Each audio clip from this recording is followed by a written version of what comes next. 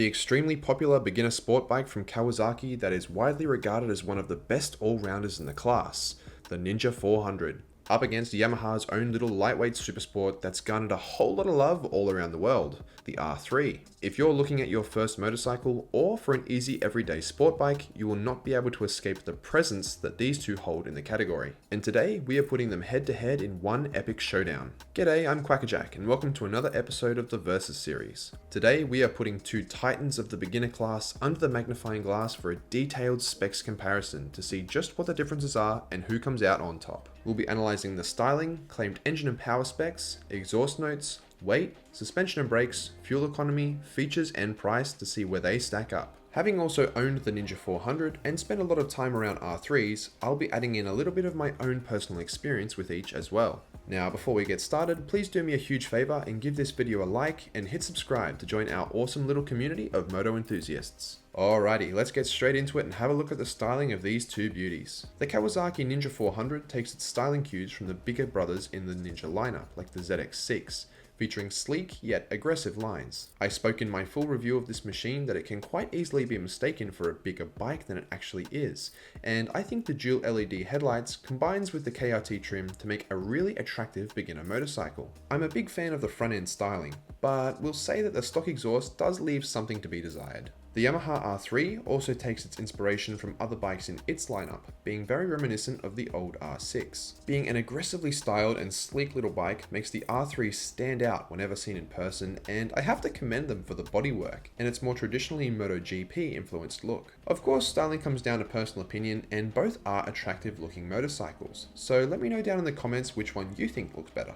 Onto the engines. Both the Ninja and the R3 are learner approved or LAMS motorcycles here in Australia and are designed to fit firmly into that class. But that doesn't mean you're not going to get a very fun engine. The Kawasaki is equipped with a 399cc liquid-cooled parallel twin engine that it also shares with its naked variant, the Z400. That motor produces 44.8 horsepower at 10,000 RPM and 38 Nm of torque at 8,000, which is definitely towards the upper limits of what's allowed on a LAMS bike. Those numbers give it the ability to reach 100 km an hour in only 4.3 seconds and reach a top speed of over 190 k's. This is a quick little bike, and while in my personal experience the 0 to 100 time was closer to 5 seconds, it's still more than enough power and acceleration to have a lot of fun on everyday roads. The power delivery is smooth throughout the range and gives a really exciting little buzz when you get to the top end of the rev range. Over on the Yamaha, you have a 321cc liquid-cooled twin cylinder. The numbers here are 41.5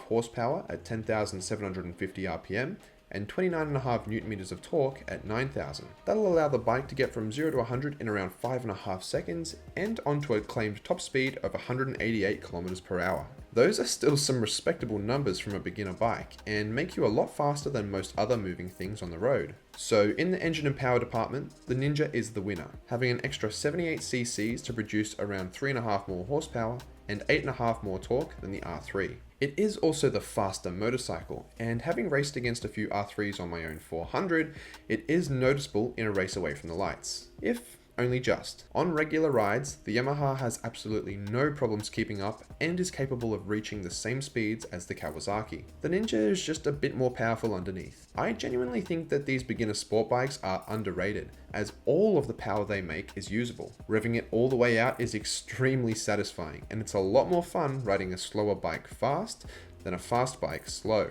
I also want to point out that both of these motorcycles are very popular for track use and racing. Due to their small size, they make ideal track bikes for honing your skills on and for tuning. Now let's also have a listen to the stock exhausts of both.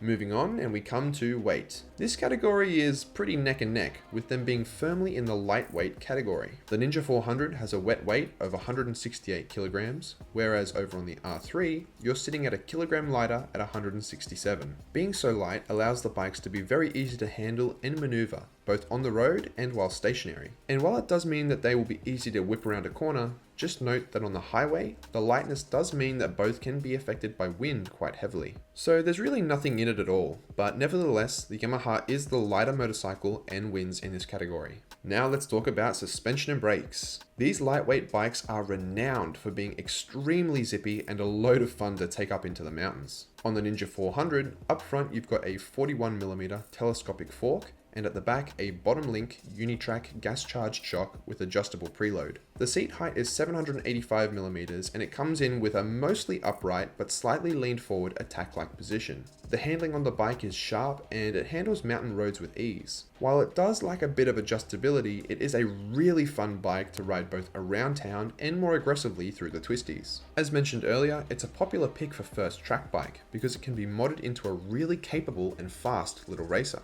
For its brakes, at the front you have a single semi-floating 310mm pedal disc with dual piston calipers, and at the rear a single 220mm pedal disc with single piston caliper. The bike also comes with ABS. In my full review of the Ninja, I said the brakes are adequate and will do the job, but aren't anything exceptional. The rear brake is a bit soft and spongy, but to be honest, in this category you're not going to be finding a whole lot more than that, and you can modify both bikes' brakes to be better. Moving over to the R3 for its suspension, up front you're equipped with KYB 37mm upside down telescopic forks and monocross single shock with adjustable preload at the back. The seat height is 780mm and again has a very similar ergonomic setup to the Ninja, although here it is leaned forward just slightly more. The R3 is renowned for being a fantastic handling little supersport, and it comes as no surprise that there are whole racing leagues dedicated just for the Yamaha. Handling is nimble and accurate and puts this bike as a track day favorite. For its brakes, at the front you have a hydraulic single 298mm disc and hydraulic single 220mm disc at the rear, and it also does come with ABS. Like the Ninja, the brakes here aren't anything to really write home about and should be adequate for everyday use. Really, the beauty in these two bikes is just how usable and adaptable they are. Is it your first bike? Well, they have loads of room to grow on and you can learn how to corner accurately. Do you want it as an everyday commuter?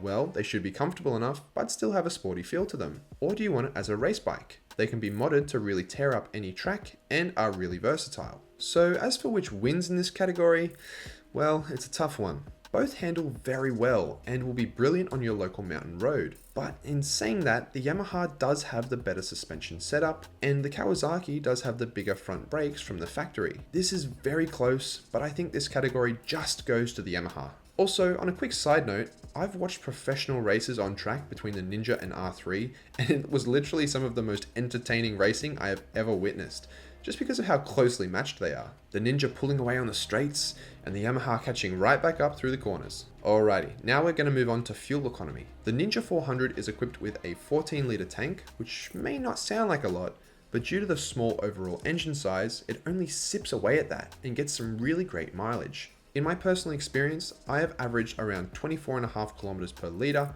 which gets me around 330 to 350 kilometers per tank. On the R3, you have the same size 14-litre tank, but because the engine is a little bit smaller, you have even better mileage. With an average consumption of around 28 kilometers per litre, you'll have an estimated range of around 400 Ks. Of course, real-world riding will probably lower that a fair bit, but still, that is some incredible range and should make this a terrific everyday commuter. The Yamaha wins in this department. Now we come to features. Being beginner bikes, you're not getting a whole lot of fancy electronics and extras here, but I'm pleased to say that both bikes have most of what you'd want. The notable features on the Ninja 400 include assistant slipper clutch, economical riding indicator, ABS, high tensile steel trellis frame, full LEDs, LCD display with analog tack, and that cool KRT trim. Like I said, it's pretty basic, but still has everything you'd really need for a first-time motorcycle. The features on the R3 include LCD dash, ABS as standard, full LEDs, steel trellis frame, and the sporty styling. The Yamaha is a bit more basic in this department, and I'm going to give the win to Kawasaki because it comes with an assist and slipper clutch, which the R3 doesn't have. I suppose for the price you'll be paying for both these guys, you can't expect a whole lot more than what you're getting here. But it would be nice for them to throw in the nicer dashes that both of their bigger brothers have. Speaking of the price, we come to our last segment of the comparison test, and one that I think may have more of an impact on which people choose. For a brand new Kawasaki Ninja 400, here in Australia you'll be paying $8,621 right away. If you're willing to get a used one, you'll be looking at around $7,000 for a good one. For a new Yamaha R3, you'll be paying $8,199 here in Australia. And because this bike has been around for a few more years than the Ninja 400, there are more used options available and at a cheaper price. You can find a quality used R3 from around $6,000 to $6,500. So in the price department, the Yamaha is the clear winner, being cheaper new and having more options available in the used market. But it presents us with the question, which one would you have? Both are very close to each other in a lot of these categories, with the Ninja having the bigger engine and being the faster overall bike that does also come with some bigger brakes and an assistance slipper clutch, where the R3 is the cheaper option and will probably be the slightly better handling bike. Overall, the Yamaha does just slightly edge out the Ninja 400 in more categories overall, but I think it'll come down to the individual and what's most important to them. I myself went for the more powerful Ninja as my first bike and have never regretted it once. Really though, you can't lose with these two, and they are both absolutely fantastic little beginner sport bikes or just everyday commuters. You can have a ton of fun in the mountains revving them all the way to the red, take them to the track if you wish, or just have them as an everyday bike. Let me know down in the comments which one you would have, and while you're there, leave a suggestion for which two bikes you'd like to see go head to head next. Thanks for watching guys, and till next time, see ya!